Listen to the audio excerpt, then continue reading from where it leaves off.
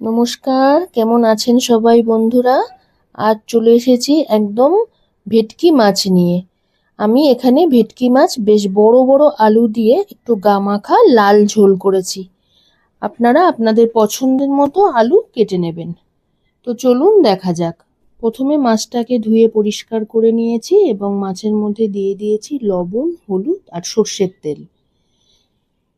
তারপর গ্যাসে একটা কড়া বসিয়ে দিয়েছি, কড়াইতে একটা ভাজা মশলা তৈরি করে নেব। দিয়ে দিয়েছি গোটা ধনে ও গোটা গরম মশলা। এগুলো দিয়ে একটা সুন্দর গন্ধ বেরোলেই এটা আমি মিক্সিতে বেশ ভালো করে গুঁড়ো করে রেখে দেব। আর অন্যদিকে দিয়ে দেব কড়াইতে পরিমাণ মতো সর্ষের তেল। সর্ষের তেলটা গরম হয়ে গেলেই মাছগুলো ভেজে নেব, তারপর আলুগুলো ভেজে তুলে নেব।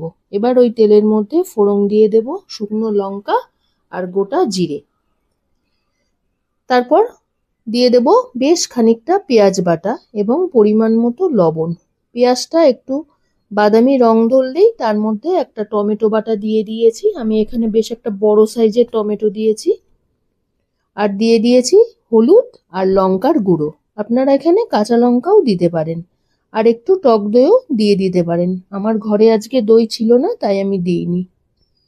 এবার মশলাটাকে বেশ ভালো করে কষিয়ে নেব এবং দিয়ে দেব আলু, আর ওই যে ভাজা মশলাটা করে রেখেছিলাম ওটাও দিয়ে দেব। খুব ভালো করে আলুর সাথে মশলাটাকে মিশিয়ে নেব এবং গরম জল দিয়ে দেব। ঝোলটা ফুটে গেলেই মাছগুলো দিয়ে দেব।